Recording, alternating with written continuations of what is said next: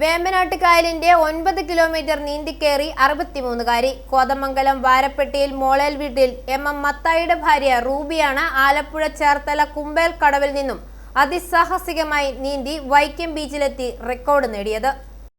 അതിശക്തമായ ഒഴുക്കും തിരമാലകളും പല ഘട്ടത്തിലും റൂബിയുടെ റെക്കോർഡിന് തടസ്സം സൃഷ്ടിച്ചുവെങ്കിലും അതിനെയെല്ലാം അതിജീവിച്ച് റെക്കോർഡ് നേട്ടം കൈവരിക്കുകയായിരുന്നു. രാവിലെ 7:13 ചേർത്തല കൂമ്പേൽ കടവിൽ നിന്നും Perumbavoor union bank senior chief manager Aravindan flag off ചെയ്തു.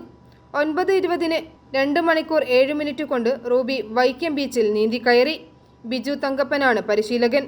വേമ്പനാട്ട് കായൽ നീന്തുന്ന ഏറ്റവും പ്രായം കൂടിയ വനിതയാണ് റൂബി മത്തായി. വീടിന്റെ അടുത്തൊരു കുളത്തിലിങ്ങനെ പഞ്ചായത്ത് കുളത്തിലിങ്ങനെ സാറ് ബിജു സാർ വന്നായിരുന്നു.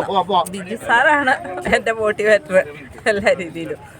അപ്പോൾ പുള്ളി അവിടെ നീന്തൽ പഠിപ്പിക്കാൻ വന്നപ്പോൾ കൂടെ ഇറങ്ങി നീന്തി.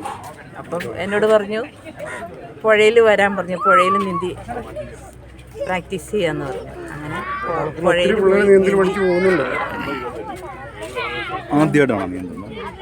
അല്ല, ചെറുപ്പത്തിലെ കനാലിലൊക്കെ നീന്തിയിട്ടുള്ളൂ. ആഴമുള്ള വെള്ളത്തിൽ നീന്തിയിട്ടില്ലായിരുന്നു.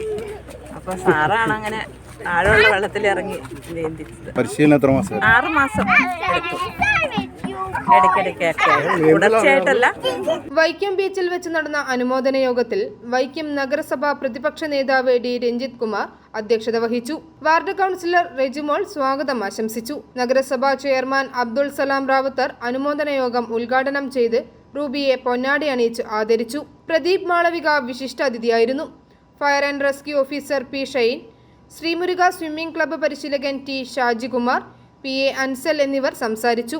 ഡോൾഫിൻ അക്വാട്ടിക് ക്ലബിന്റെ നേതൃത്വത്തിൽ വേമ്പനാട്ട് കായൽ നീന്തിക്കയറി റെക്കോർഡിൽ ഇടം പിടിച്ച 33ാമത്തെ താരമാണ് റൂബി. ഭർത്താവ് മത്തായിയും മക്കളും റൂബിക്ക് പൂർണ്ണ പിന്തുണ നൽകി. i4 news, Vaikom.